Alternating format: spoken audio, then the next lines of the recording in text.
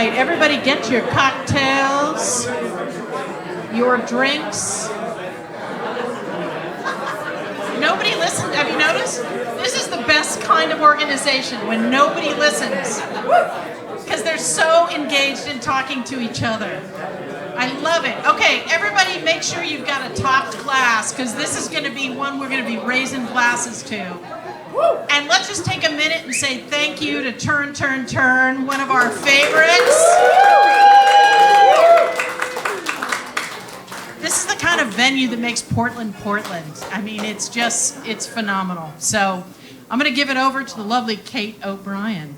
Hi, everybody. How are you?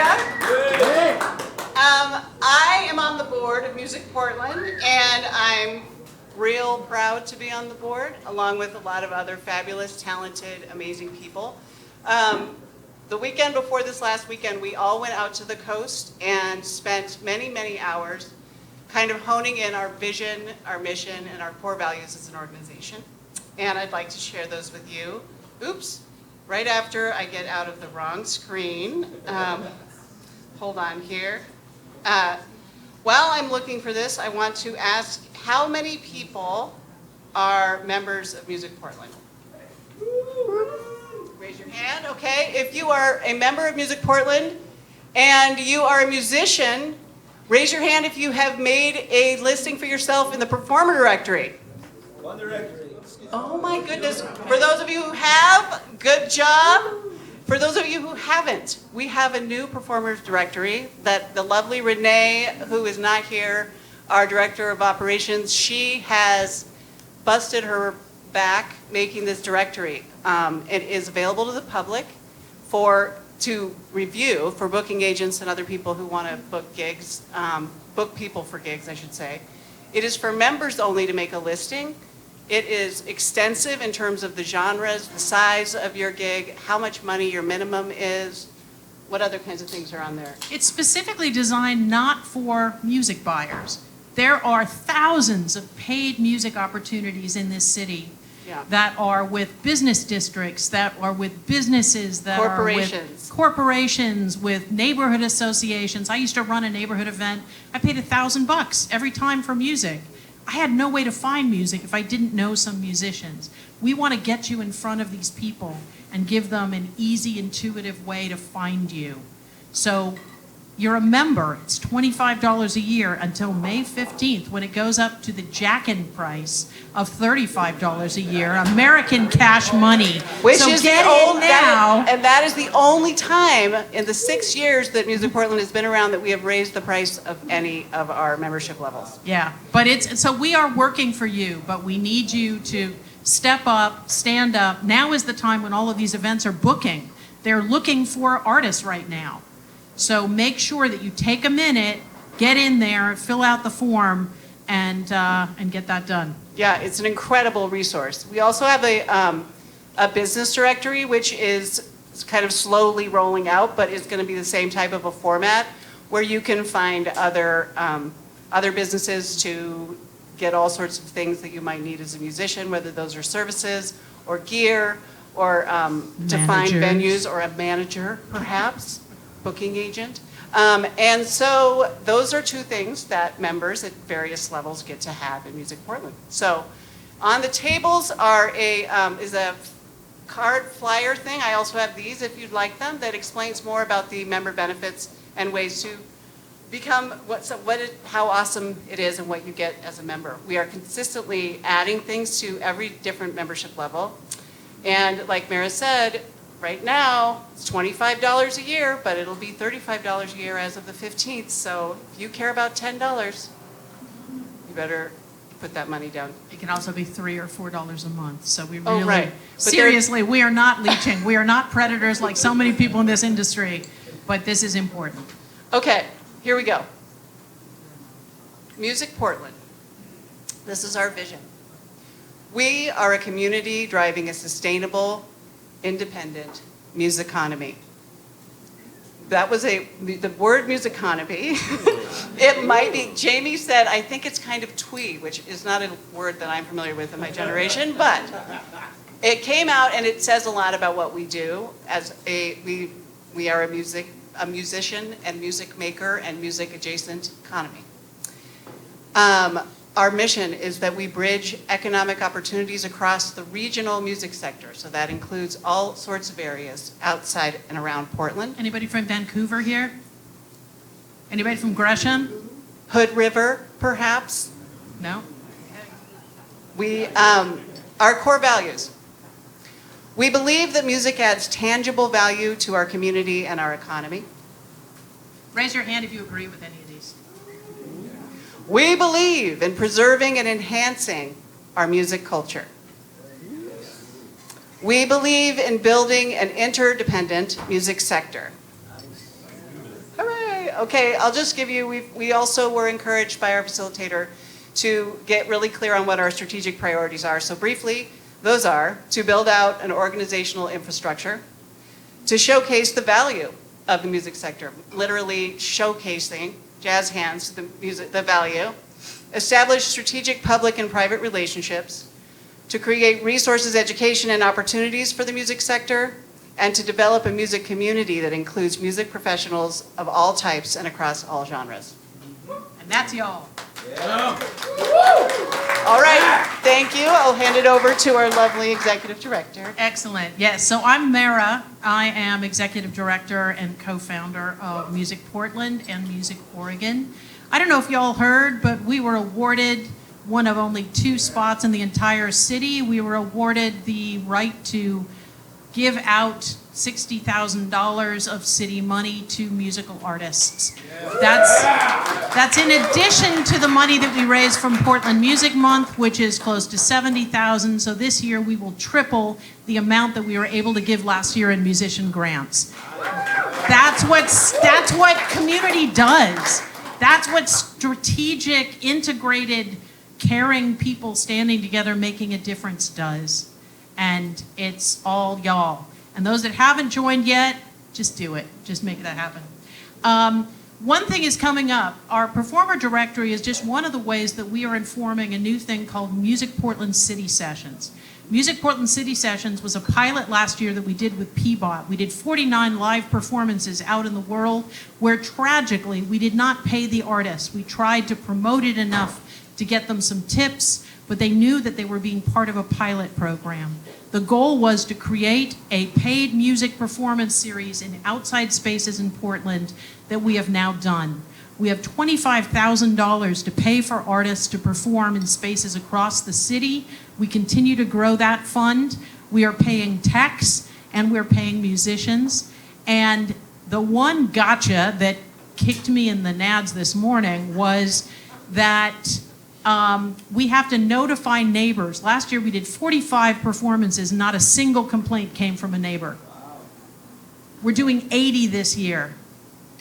And the city is required that we notify everybody within 500 feet of all 11 spaces where we're performing. That's a lot of things tucked under doormats and hung on doorknobs. And I got a quote today for $8,000 for a professional to do that. My husband, Philip, stand up, honey. Look at him. He's so cute.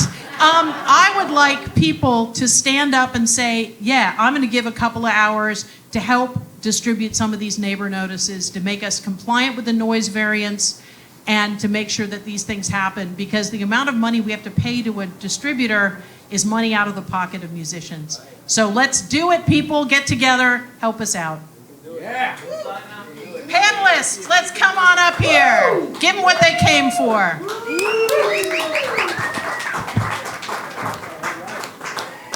Okay, Dominic is coming from Europe, so it takes him longer. All right, so this is an amazing panel. I know one of the things we early on figured out in the 2 years of roundtabling we did before we established Music Portland was that what happens a lot in Portland is that bands start something. They're doing something dynamic that's different and exciting, and then they hit a certain level of success and they feel like they have to move away to get the sort of support that they need. Managers and agents and publicists and think they got to move to LA, they have to move to a different place. These are some of the people that indicate that you don't, and it's part of the thing that we want to make sure we rebuild as part of the supply chain here in our music economy. So I'm going to introduce these amazing people. Eric Mayers, raise your hand, there we go. He's a manager at Red Light Management. He represents, among others, My Morning Jacket, Jim James, the Decemberists, Punch Brothers, Nickel Creek, and many others. He's got 25 years experience in the industry. He started a record label and was previously the tour manager for My Morning Jacket and many others. He co-produces multiple festivals around the Northwest and beyond. He's worked for independent promoters and throughout the Pacific Northwest, including Double T concerts and LMG concerts. He epitomizes the breadth of experience that a manager needs to have to be successful. You have to understand the weird vagaries of this industry to be successful. I give you Eric Mayers.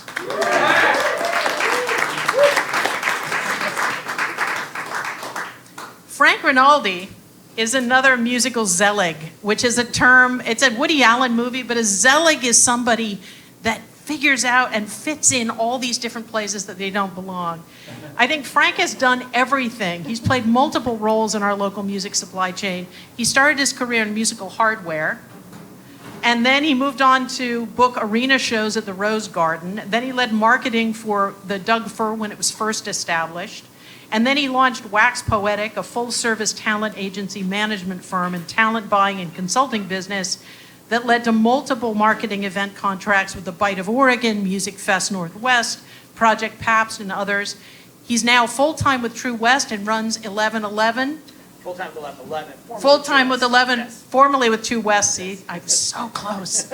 But no, he's been a real galvanizer of the community, bringing people together. We're thrilled to have Frank Rinaldi. Dominic Schmidt is one of my co-founders of MusicPortland. I had a conversation with Dominic at Ear Trumpet Labs, and we sat down and sparks flew, I think. It's fair to say. And he comes from Austria. He had this idea of what a music economy could look like that wasn't what he had come from, but as an external person coming to Portland, he saw something special, and it was truly inspiring. So he's a manager and a producer. His company, Rolla Music, identified a need in his adopted Pacific Northwest, and he's got bands across the country, but that needed support that were seeking a foothold in Europe, and particularly in the Germanic countries. So he's a native of Austria. His dynamic company has now evolved to offer a la carte menu of all the different kinds of services that people need, from tour management to PR to digital marketing and more. I give you Dominic Schmidt.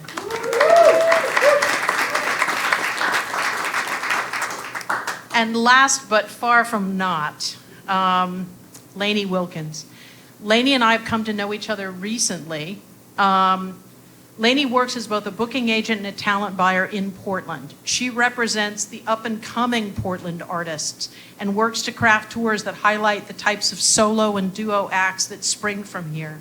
She's also a talent buyer for this year's Portland Rose Festival, which how many? 126. 126 different musical acts have been booked for the Rose Festival, and how many of them are from Portland? 85%. I don't think of the Rose Festival as a place that highlights local, and Lainey has made that difference. I am so excited about it. She is like each of our panelists. She's an adaptable professional. I think that management really represents this sort of hub position that has to respond and adapt and bring experience from all different parts of the industry to be effective. So this is our amazing panel.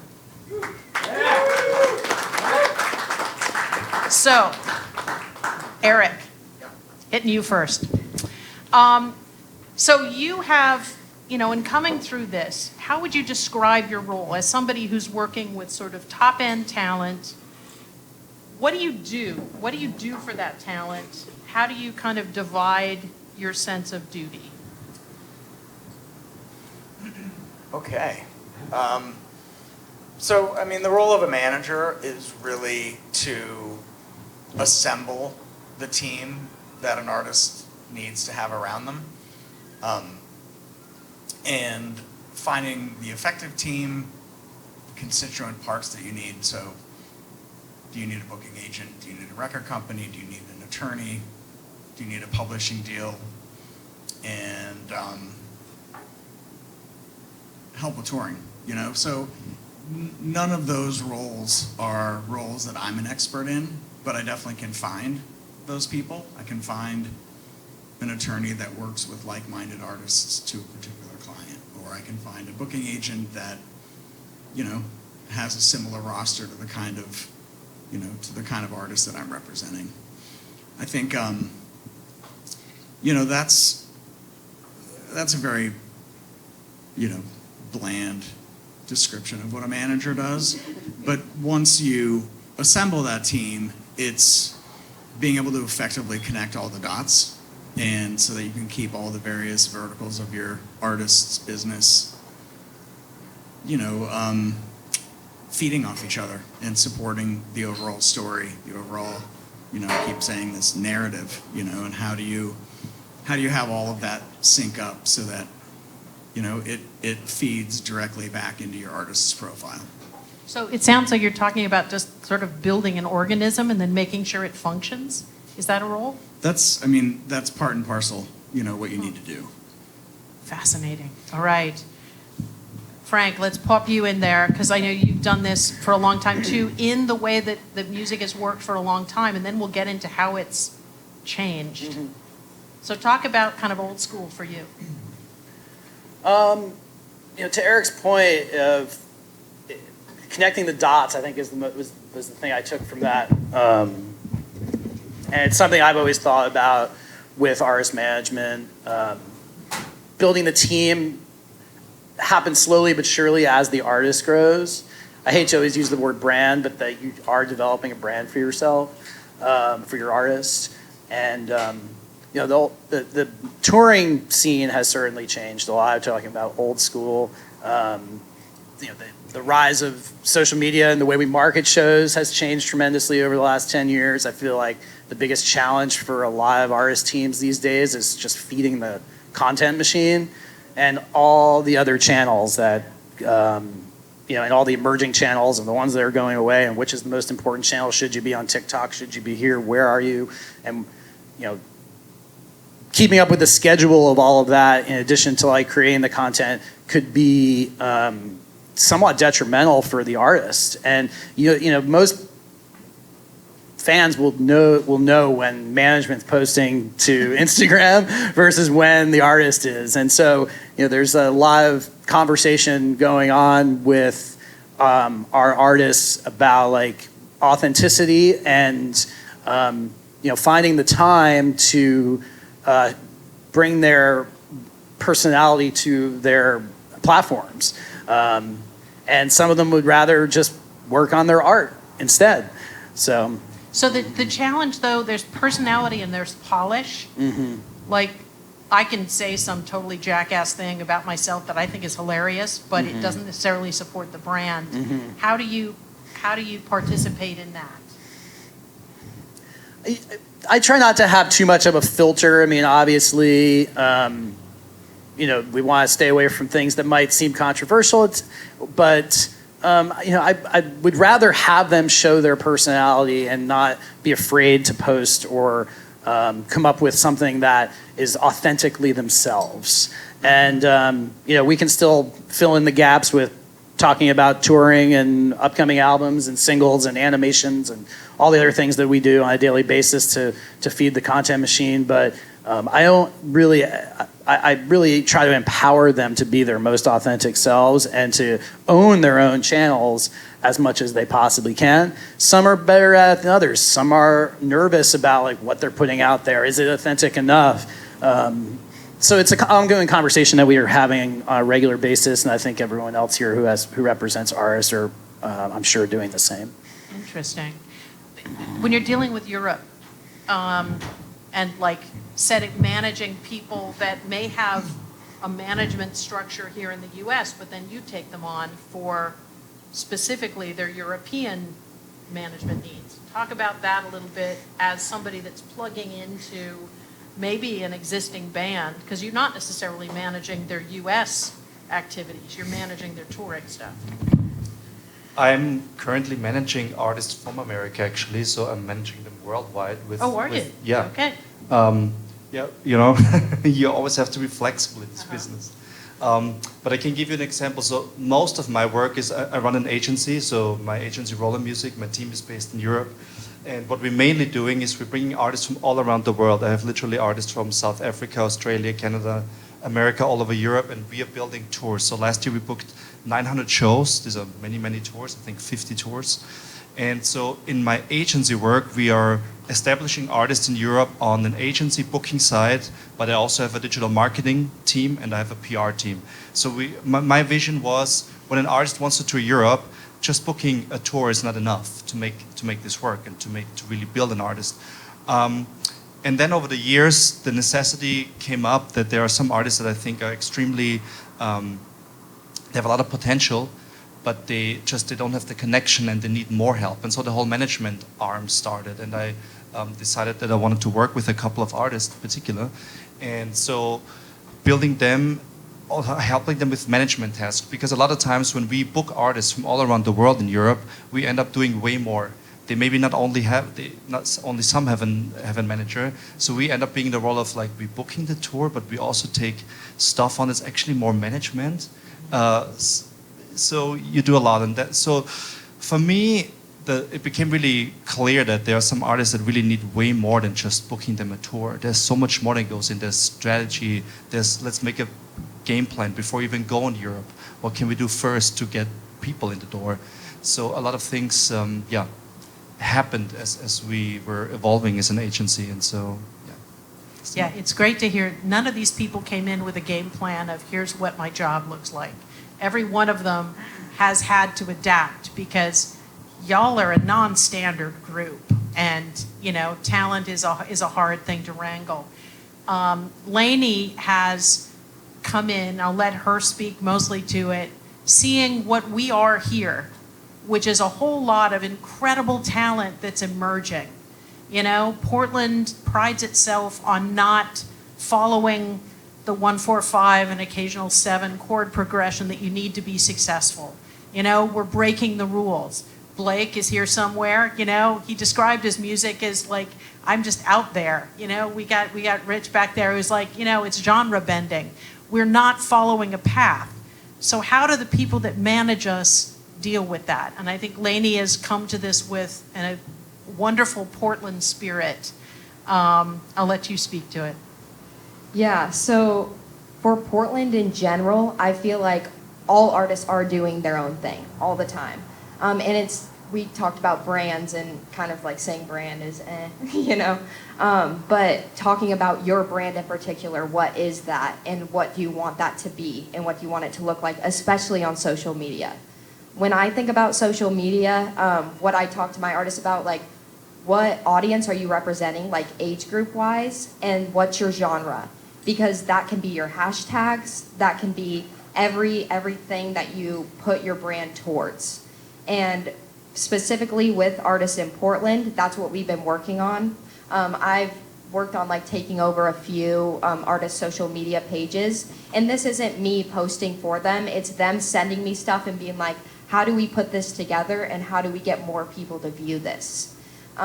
So I think it's just figuring out how you want to be represented, and how Eric said, talking about your narrative. Like, what's your narrative in your music and how do you want to put that out there? Yeah, and I have said from the beginning, you and I talked about this, is that Portland is part of your brand. The fact that we are all very experimental, like, use it as part of your brand. Tell it as part of your narrative, because we have earned a respect for authenticity, for, iconoclasty, for, like, not following the trend. For the next big thing, it becomes a potent thing for us to use in common. Eric, I know you work with people from all over, and, what have you seen in terms of the perspective of Portland, or when you say you yourself are from Portland or the Decemberists are from Portland, what do you feel the Portland brand means in a narrative? Does it? Am I wrong? When I say I'm from Portland, I normally just wait for them to say, geez. How are things out there? Is everything okay? You good? I mean, I think because I work with so many artists that aren't just from Portland, every artist has a hometown ethos, and you try to respect that if they had a good time and a good upbringing, or they like their hometown. If certain bands flee from where they were because of whatever reason, then that's their narrative. So, I mean, Portland, I started working in music here in 1993, and, I feel super fortunate to have, been around when Nail Distribution, for example, started, and seeing what, happened with Pink Martini and Floater and the Cherry Poppin' Daddies and, the hippie band I was working with, Colobo. It was a real exciting time. For those of you doing the math, I mean, email wasn't a thing yet. Cell phones were 4 years away from being around. And I think, having that foundation of a grassroots approach is a real important frame of mind that you can, really project through modern day marketing strategies and release strategies and things. And, I'm kind of freestyling here, but, I think for a lot of developing artists, it's really, even with how homogenized the digital world is, you can really go back to that grassroots scene, and that is, do you really need a record label anymore? Do you really need a publicist anymore?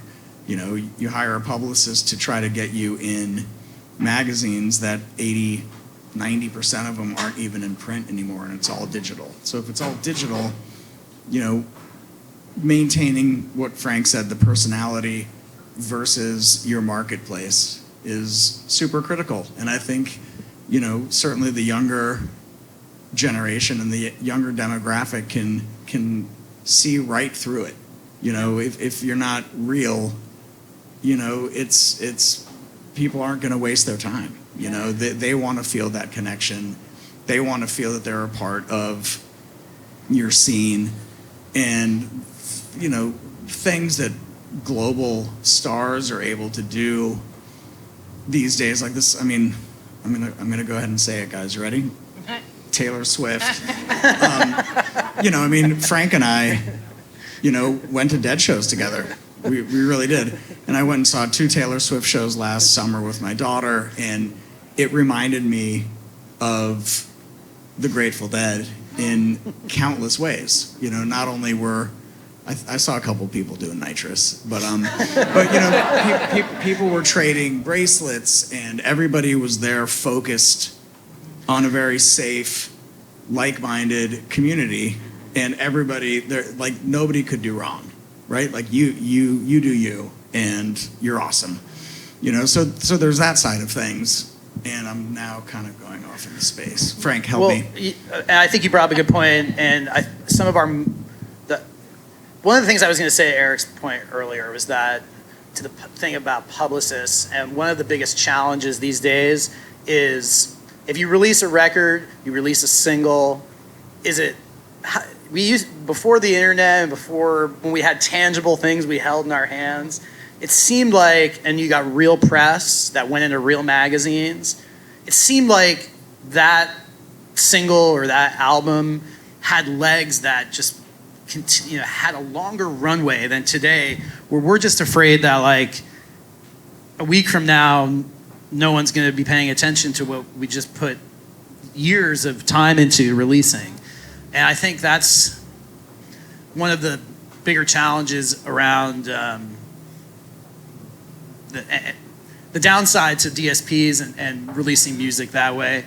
But furthermore, I think to the community thing, what Eric was getting at with Taylor Swift, and analogous to somewhat what the Grateful Dead had, is I think with some of our acts on our roster, we've really focused on building the community of fans around them.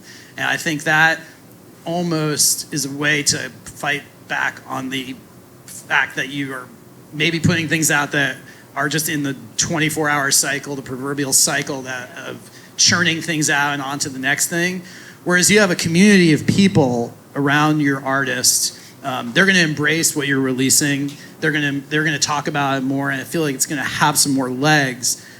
So I just think that was what you were getting at there. Yes, too. I think so many of the technologies are really fighting hard to make music placeless. And it feels like place is one part of authenticity, and place is part of building that sort of, circular fan base that goes out. And one of the things that we're part of is Cascadia Music Corridor, which is saying we live in a really unique region that you either have a choice. You can play in Portland, Seattle, San Francisco, and then tour nationally, or you can identify that we live within a region. And so it's good to hear that, that some of the branding opportunity, I think, does need to focus on we're here. We are distinct because we are here, and there are some other opportunities. Place. Let's talk about place. Like you operate in a global place. How does management manifest when you're thinking about artists globally? I think a good example, in my work that I'm doing, I'm very heavily focused in Europe, and because I live here most of the time, I'm also really, really well connected in the US. So when I work with a US artist, or let's talk about Portland artists, because I think that's why we're here, right? So I have some good examples, like I discovered so many artists. I'm living here, I think, almost 12 years now. And I remember when I discovered Hayley Hendricks, that some of you maybe know, and I was the first one bringing her over to Europe. I worked with many bands from here that you maybe don't know. Do you know a band called 3 for Silver? Mm-hmm. So actually they moved up to Bellingham now, but they are one of my favorite examples. Hayley's also a really great example. Let's start there. But I'm also probably freestyling a lot, so I forgot your question a lot. But I have a lot to say. Where should I start? How much time do we have? But I think it's all, what are the people here for? What do they want to know? That's a good question. What is the role of a manager? What should artists be looking for in a manager? Yeah. Okay. So thank you. I'm working with 3 for Silver also as a manager since half a year now, and they are based in the Pacific Northwest. But since the last 7 years, we brought them over to Europe, and the Europe audience loves them. We put them on tour twice a year. And since half a year, I have also a digital marketing manager, and that has become an absolute game changer for the band. We had them on a 6-week tour, and they're a tiny band, okay? Here, they could probably sell 200 tickets.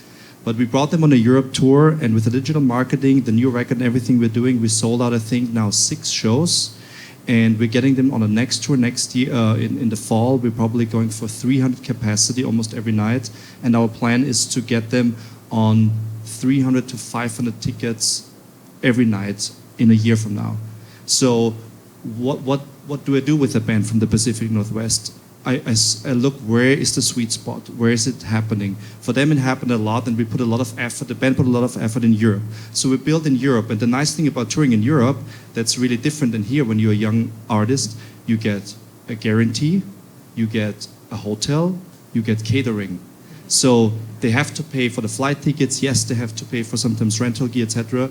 But especially in the continental European cities, there's an absolute appreciation there that I haven't seen here when you're a young artist. So it makes it way easier. So my model of bringing artists overseas works because I have the support from venues to pay for the accommodation, to give them food, breakfast and dinner a lot of times.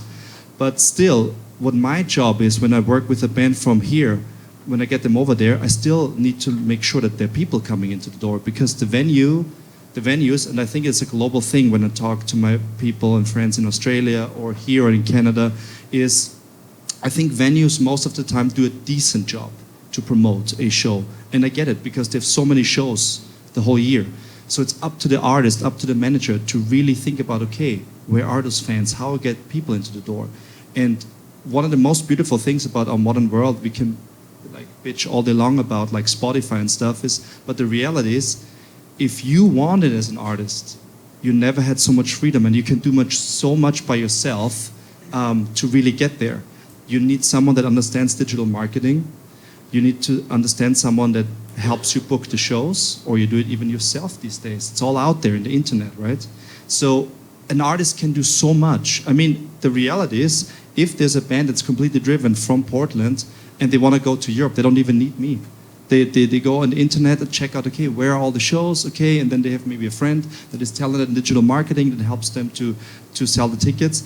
But I think the reality is you probably want someone like us because we come in with a strategy, with a bigger picture. We have connections. We know how things are done. We know, okay, when do you start the booking process? I feel since I started my agency almost 15 years ago, I went through 4 paradigm changes already. So we are booking now our tours a year ahead since COVID started. So we book a year ahead for newcomer artists.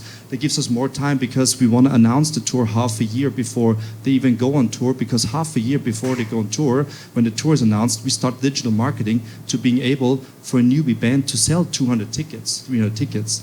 And that's what we need to have weight in the market, that festival buyers come in.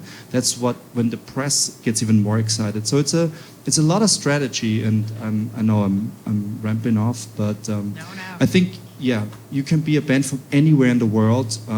Having a management team that helps you facilitate,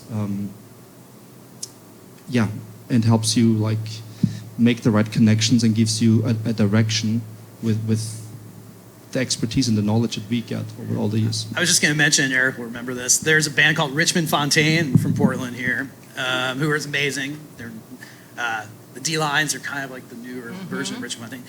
But your point I was thinking about was, we used to have, when I was with Doug Furr, and we used to have trouble selling tickets for them in Portland, but they would go over to Europe and sell out 1,000-cap theaters all the time. They found their audience was European audiences. But I think that they also had the ethos of Portland kind of baked into their brand. And this is pre-social media days. But to younger artists, especially local artists here in Portland, I think that it's an inspiring tale. It could, it doesn't necessarily mean that if you're struggling to fill seats in San Francisco, that you might have an audience in London who really connects to your music, and if you connect to the right people or have a manager who connects you to the right people, that will find that audience for you and put you in that place so that your career can thrive. Yeah. But maybe on that note, a lot of bands from really at this point from all around the world, they're writing me, and I learned a really important lesson that I need to make sure that I find the right timing for the band to go overseas too, because there are a lot of bands where I feel like you need to grow in the Pacific Northwest, and I, as a music producer or running my agency, I work with a lot of newbie bands from this town that when I talk to them, so what are you doing? And I don't blame them, but I see so many mistakes they're doing. They, for instance, overplay Portland. And I'm telling them, look, there are so many cool small cities on the coast. Go east, go north. You could play 20 shows between Washington, California, Oregon. You can do a run, and it's absolutely possible. And one of the artists that I'm managing right now, we did that. She's going on a European tour with us in the fall. But we needed to raise a lot of money because, there's ad budgets, there are flight tickets, et cetera, et cetera. And I told her, look, there are wineries, there's this. And then me and my assistant, we got a list together, and I think she's playing now, 20 shows before she's going to Europe. And she's funding a lot of the stuff that she has to pay for. So it's possible. I think a lot of bands make major mistakes by overplaying Portland and then wondering why no one is coming to the shows because there's a free show here, there's maybe a ticketed show. And you need a strategy when you build an artist career. You need obviously great art, you need to be very passionate about, but it's also about the mindset. And I think that's where I'm really passionate to talk about the music industry part in Portland. Because I'm kind of blown away how many awesome people that I met today that had no clue living here. And this is really inspiring to me because I feel like there's a lot of artists here, a lot of musicians. But to really make Portland stand out more, and I go to Nashville a few times a year, I go to LA, and to really get to the level where those cities already are, I think we need more music industry and more people that help artists guide to do the next right steps, because it's so easy to throw the money out of the window as an artist if you don't know what you're doing. Yeah. So easy. And if you have someone that tells you, look, okay, you are newbie artists, and I always ask the artist first, what is your budget? Okay, let's say you have $5,000. Well, guess what? You cannot record a record, because with $5,000, you very likely spend all the money on that, and then you have nothing to promote and to market. So maybe let's do 2 songs, have a little budget to do a video, and use the rest to really get the fans, because no matter in what time we were living, in the 60s or now, it's all about the connection, artist to the fan. And the most beautiful thing that I found within the last year is the power of ad marketing. And that's not even new, but it worked wonders for my newbie bands. I sold out so many shows like never before for artists that never, ever toured Europe before. And On the digital side, are you speaking specifically on meta ads over there? Or is Yes. meta ads are Absolutely. converting really Yeah. well for these artists. Absolutely, yeah. And when we, I'm not a digital marketing expert, but that's part of being a manager. You find the people that do that stuff.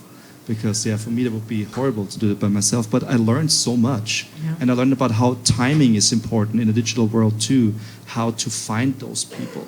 Also building having in the data age that we live in, I think the first party data that you acquire as an artist, meaning having your meta ad set up properly, knowing that if you're trafficking people to your website, that you're using the pixel and all the other technical things that we talk about, but that's things that I think a lot of artists, younger artists, overlook as well.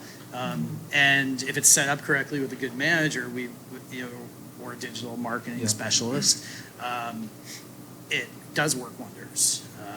Even though we've seen some. I mean, that's how you're going to build your community. Exactly. Capturing their data. Yeah, I mean. Welcome to our community. Yeah. Thanks for your email address. But I mean, for real. I mean, that's how you can market fans first events. Whether they be ticket pre-sales, whether they be, a specialty 2-song release or things like that. And there's a couple companies that we use, like Lalo, that you can text the band, so to speak, and things like that. And the conversion rates are incredible. They're not totally cheap, but they're by compared to, buying a quarter-page ad in the Willamette Week, they're pennies. Yeah. And that's where, we try to track, when those people joined our community. Like who's the old guard? Who are the people that have been seeing the band for 10 years, 20 years? And making sure that we reach out to those people through as authentic and as real, as visceral of a communication as we can. Of course, that's still likely an email, but when you feel that you're in the ground, or on, you get in on the ground level with the band, and they acknowledge that. I mean, Pearl Jam is the greatest example of that. Metallica too, but that they still feel that they get access to the tickets first. They know about certain things first, and that's what makes you feel like a fan. Yeah. So it's interesting. So what I'm hearing is that the job of the manager is very much about sort of new technology and authenticity and making sure that those things are connected up. And that's a surprise to me. Is that a surprise to everybody? That's that's amazing. But I think having you guys as a shepherd that are making sure that these folks that wouldn't know how to do that understand the significance of it and get it done is kind of amazing. I think the kids know how to do it better than Do they? anybody. I mean, no, for real. I mean, you mentioned Haley Hendricks. So we've got Haley supporting our Nickel Creek Andrew Bird tour this summer, and that had zero to do with Portland. That was 100% Haley sliding into Chris Thiele's DMs, literally. And then we did some shows, some random one-offs with her last year, and that's how that came to be. And you're talking about creative digital marketing for breaking a brand new Northwest band in Europe. We need to talk about that later. I was thinking the same thing. Love to find out where these promoters are buying breakfast as well. That's okay. It's real. But it's oh my God, I completely lost my train of thought. What was I talking about, Frank? Haley on Nickel Creek and Andrew Bird tour. Yeah. Oh, and and touring, when you're trying to develop an artist that can't sell 30 tickets in San Diego, you're scrambling for these opening slots. These opening bands. The opening slots on a tour is everything. And the fact that everybody is on tour because you don't make any money off of records anymore, the competition is just that much more. And how many slots go to local bands? Yeah. Very, very few. So that if you're representing an artist that wants to go open for someone, like I am 7 times out of 10 saying, get to know that person, figure that out, because I can have the world's greatest agent submit through their typical agency submission windows and all that, and I can call their manager even if I've known them forever, and every time the artist is picking their support. It has nothing to do with us. Yeah, interesting. I would like to make sure that we have some time for questions. Oh, hello. Hello. All right, Michael Howard, out of the gate. Thank you, Mayor. How do you guys set your, when you boost an Instagram post, do you let the algorithm do it? Because I've been wasting a lot of $20 at a time on letting find an audience similar to my audience, and then it takes and I'm wasting a lot of money. Yeah, I would stay away from, for the most part, boosting is the way for them just to take your money. I think the dark ad approach is definitely better. You'll be able to identify your target audience a little bit more. It's using the Meta Business Manager to place your a dark ad. I would do that over, even if it's the same content that you're putting out there on the feed of Instagram. I'd always go with a dark ad over a boost. Dark ad? Yes. What's that? Means that it's not something you're creating for your grid or your wall on. It's built as it's an ad that is only seen by those that you're targeting. So it's not something that you can go find on your feed. So if you're promoting something and you create a post that is a video, and you can get very granular with your targeting, and that would be through Facebook Business, Meta Business Manager, and Ads Manager on the back end. Yeah, Happy to send you a couple pointers. Yeah, and tagging the affinity audience, right? Yes. Where you build who you've got an Americana band and you want to get it in front of Wilco fans. You make sure that Wilco is in your list of affinity artists. As the affinity artist. Last FM is a really nice resource to find affinity artists, by the way. That's just a little tip out there. You can plug in most bands that have at least a little bit of a following. I mean, actually, I think almost every active artist is on there. But it's a nice tool to find if you're promoting not just your act or somebody else, or you're teaming up with another act, and you want to, outside of the affinity artists that you might see on Spotify, you could probably go even deeper and more granular on it. But yeah, I would always stay away from boosts. Boosting can also give you unwanted followers, Yeah. just fake accounts, and then that's not going to help you at all on any social media. And there's an argument that I've heard that says that it affects your organic reach as well. That is adversely, it's like they want you to keep spending money, so they're going to turn down your organic reach so that you continue to boost your posts to reach your own fans. Not Right? good. I know, it's kind of crazy. Oh, gee. Well, I was going to ask, do any of you guys work with hip-hop and R&B artists? Yes. Yes. Okay, the reason why I asked that is because I'm not one of those, I'm a DJ.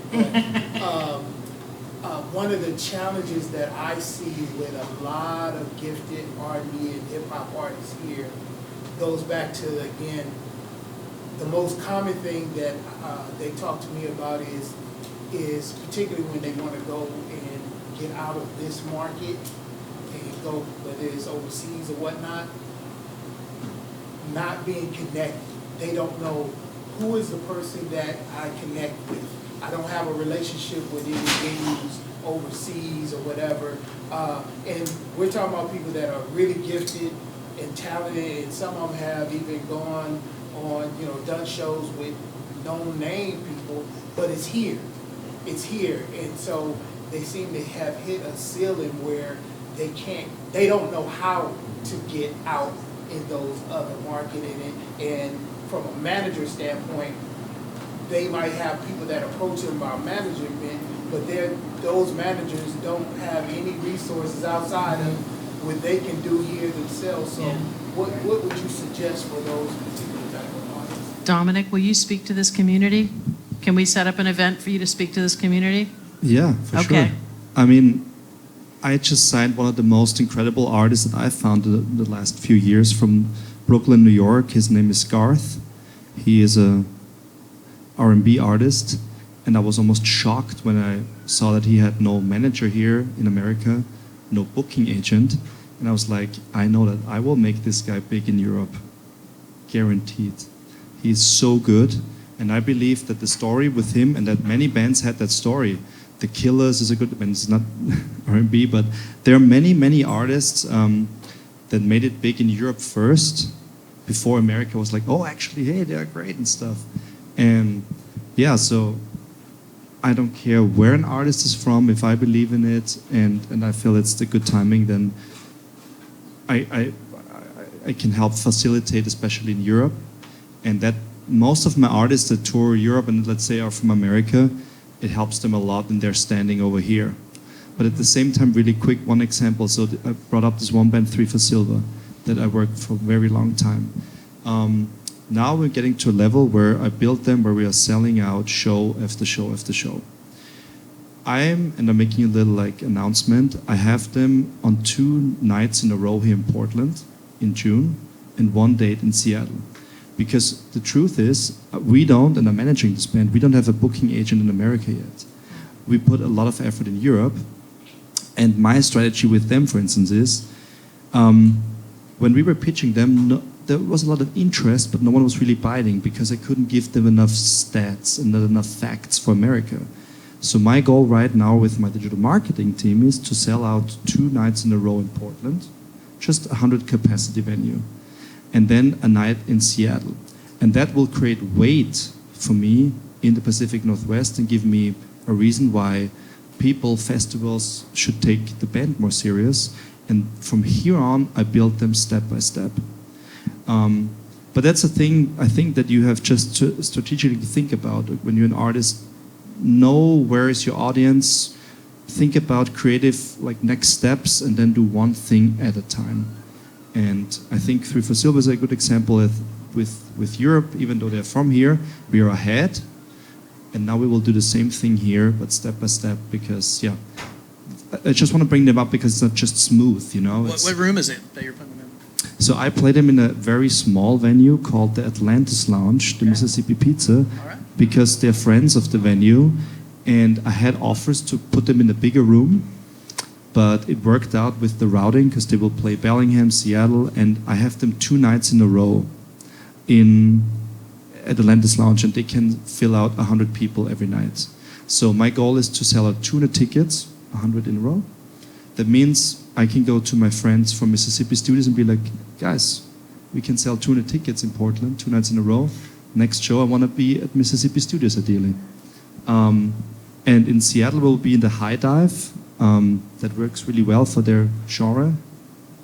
And if I can sell out 200 tickets there and 200 in Portland, then the people will listen to me more and be like, okay, fuck, we should take this guy serious regarding that band. In terms of trying to figure out how to get an artist to be recognized in Europe, more to what you were saying, is I think whoever you're working with should look at specific markets with artists that they respect or whose career they would like to emulate on some level, and really do the deep research. Like, okay, you know, band X, hip hop band that I respect, who I think their audience would like what I'm doing, they're playing in Dublin at Club Y, okay? And then click through the ticketing pages. Who's that promoter? Okay, let me go to that promoter's website. What else does that promoter do? Oh, that promoter is also doing a show in Belfast and a show in Manchester, UK for that person. I'm gonna reach out to that person, you know, and say, hey, you know, here's band X. We've never been over there. And I think an approach of like not needing something on your first outreach, I think goes a long way, especially if you don't have an agent doing this. And you're like, look, we're not over there yet. I just want to put this artist on your radar. We're going to continue to build our team, build our marketing, build our fan base, build our community. And then when we have that happening, you're going to remember the name and say, you know, look, if you don't mind, I'm going to give you, you know, a quarterly update on what we're doing or something like that, you know? So it's, you know, it's more organic, you know? And then that same thing when you've already, whatever, let's say you've, you know, emailed a dozen people throughout Europe or even the US, that's also going to give you, when you can't sell 20 tickets in any of those markets, but you've already established that artist's name with some critical promoters that are already supporting that same kind of music, that also gives you a leg up when you're trying to, for example, get a booking agent to sign you. You're like, look, like we've already done this groundwork.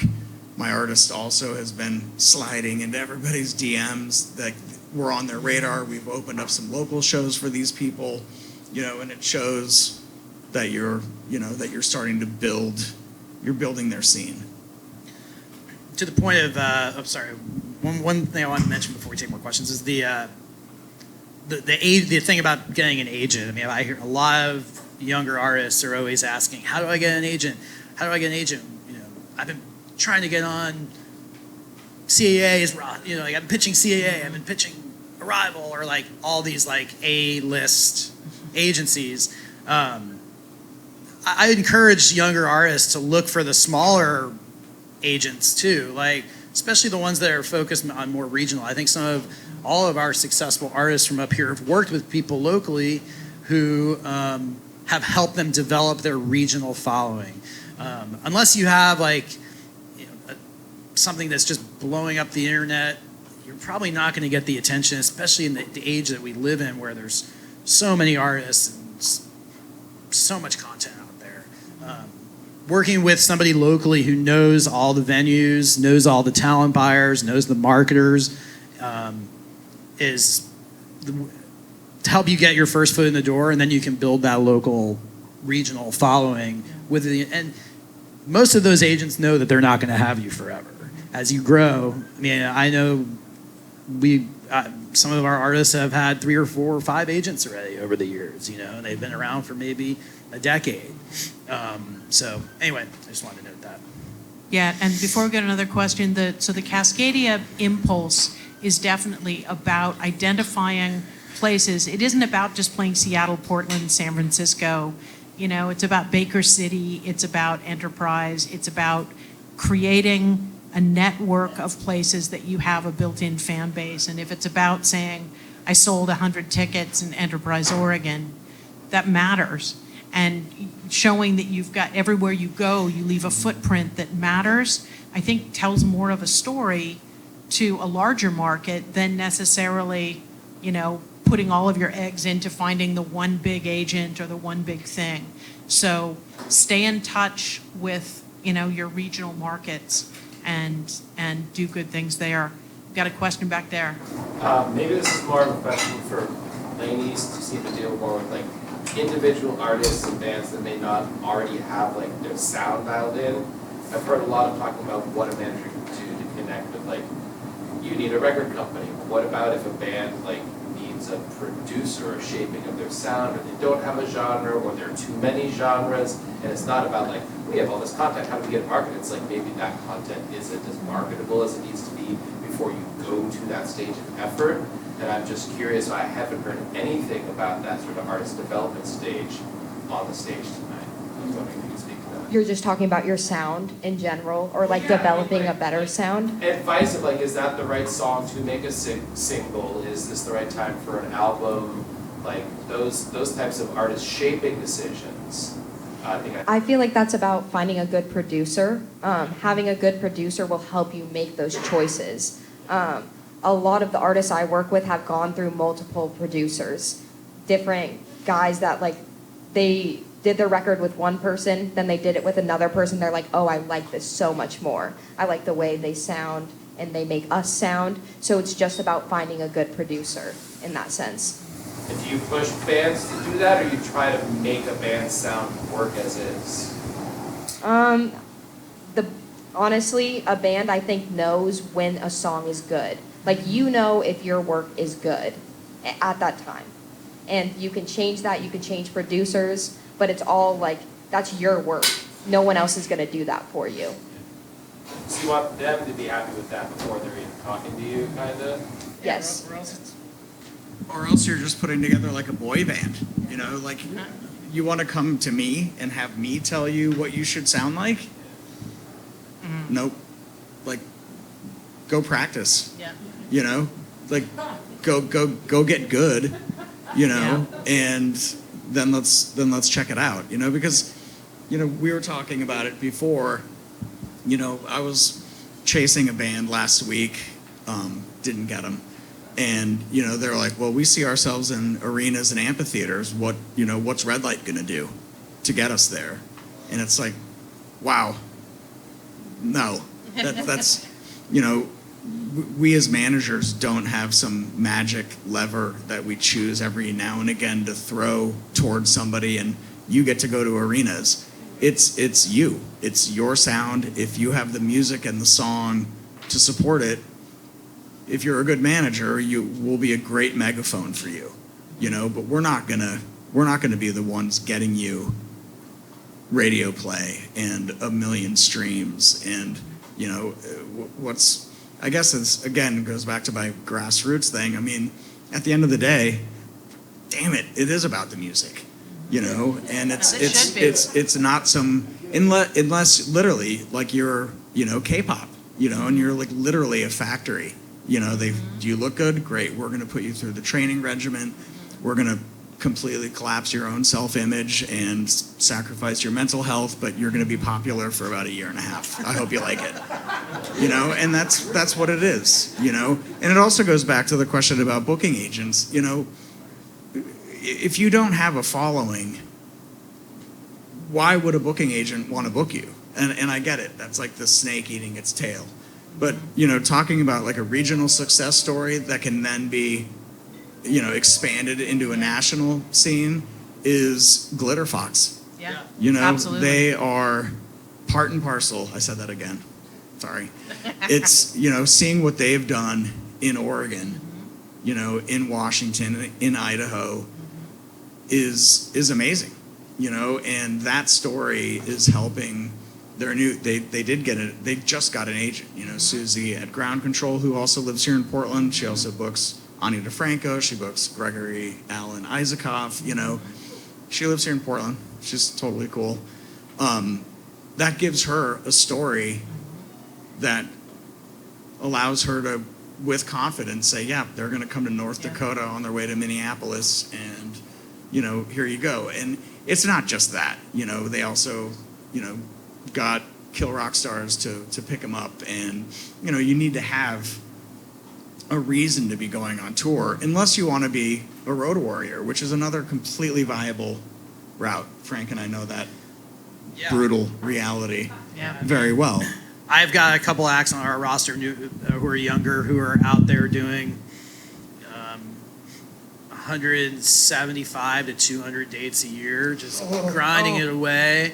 But they're young, they're in the van, they're having a great time. It's not easy. It's not nearly, and it's much more expensive also than the old days of being able to do it. But you know, I've always said I represent an act from Seattle, and I've said that they're geographically challenged. And they say when they get to Portland, they're just leaving the driveway when they go on tour. So we do have some challenges just based on our geography up here to get out to the world, you know, and if you're not young and willing to sleep on floors and couches, it's difficult. So anyway, I know there's another question over here. I was just going to ask to all of us, and when you are looking at band coaches or you lead a band that you like, what are the criteria that you're looking for to take them on as an artist that you feel is worth your time and effort? Are you looking for the glitter fox who's already established themselves as a regional presence? Are you looking for that shiny new thing that no one has found, or is it a combination of all? For me, first and foremost, I have to know that I'm going to be like their biggest cheerleader. So I really have to like believe what they're doing. I also look for just good human beings. I don't want any drama. I'm not going to like sign somebody because they might be good, but I'm going to spend half the time dealing with their interpersonal issues. But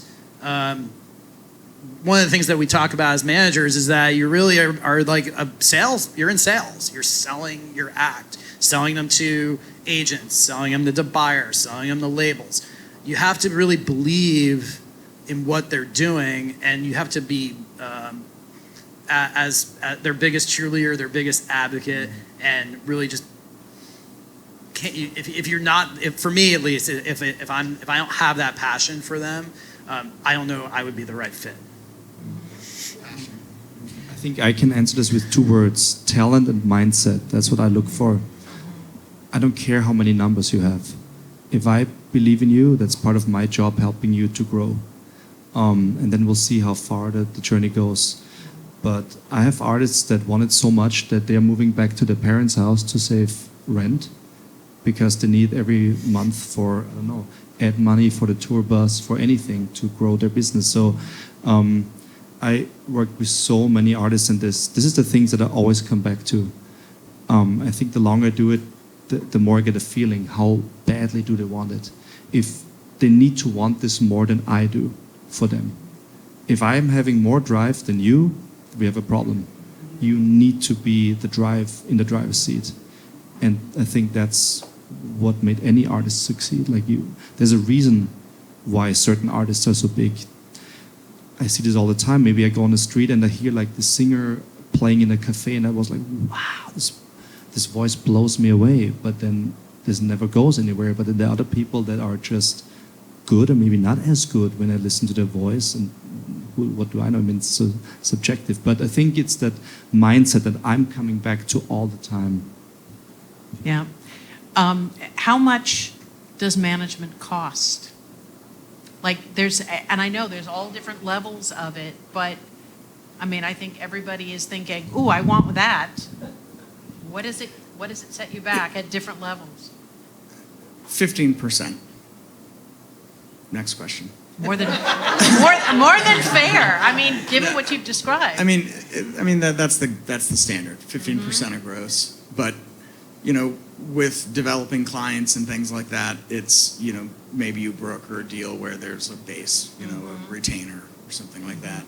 Or, you know, I'm fortunate enough to work at a company that's large enough that I can, you know, I can speak to the principals of the company and say, look, you know, I believe in this. You know, I signed a new client a couple years ago named Brett Madison, songwriter out of LA, and you know, it's like, look, we're not gonna make $1 for 3 or 4 years. More to that, I'm gonna probably need to, you know, help subsidize touring or, you know, a photo shoot or something, and you know, we're gonna go in the hole for a little while.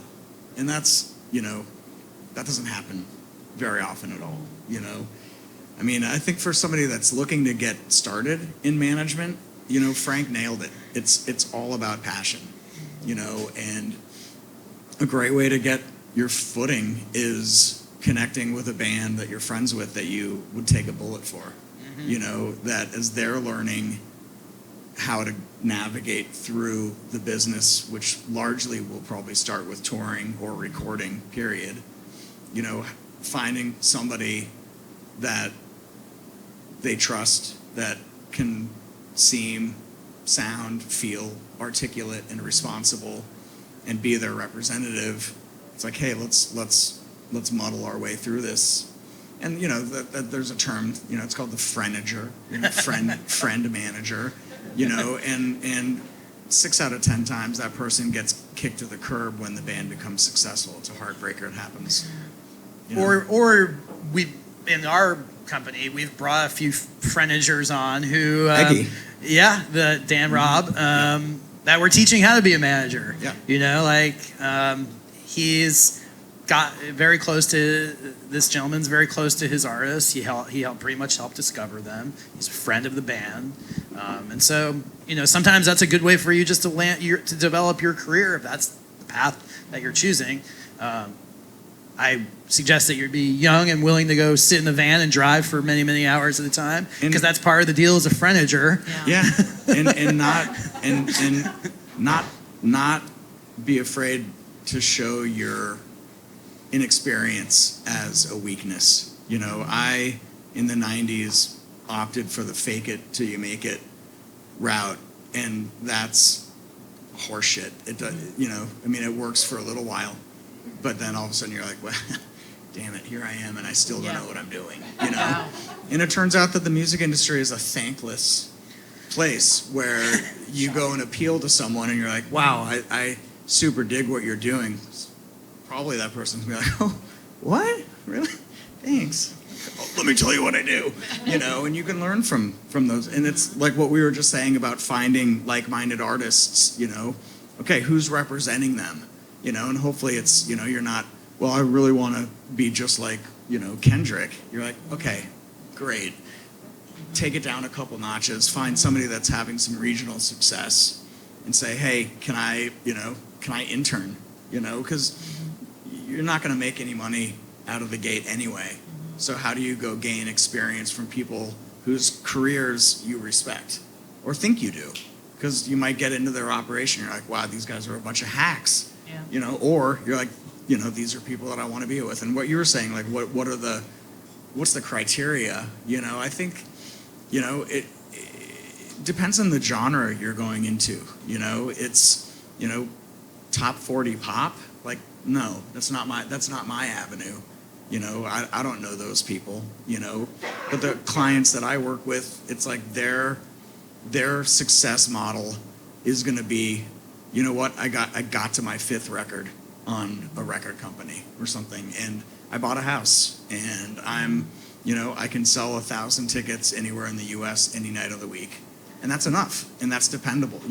Well, to your point too about I want to be playing arenas. I think that the Decemberists are a great example of a band that has longevity, that has a community that is playing in the 5,000 cap rooms, and there's a really great career for artists like that. You don't have to be in arena. I think the ones that go to arenas are a lot of times, 6 out of 10 probably, maybe more, are the ones that if they hit arenas too fast, they will fade out, and then it looks almost worse to go backwards. Maintaining where you are, and we've had these conversations with a lot of our artists at a really respectable level with a real career is a goal that I try to instill in some of the younger acts. You don't need to be you make it to Red Rocks, that's pretty damn good, and then you can tour theaters around the country and make a very, very good living and be in control of your own art. Right. Yeah.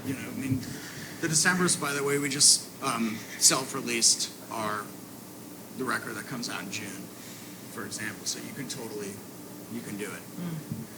And I remember them playing all this, the Rabbit Hole? Yeah, the Rabbit Hole. That was the one I was trying. They have played. They paid their dues through and played all the places in Portland, and they have done it right. They're really a great example of how to build a sustainable career. Not skip steps. Not skip the steps, right?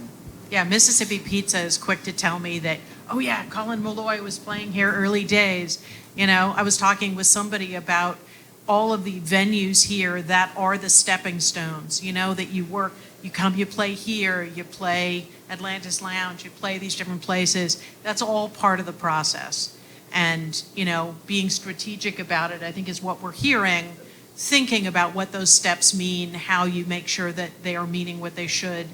And I would like to thank our incredible panel.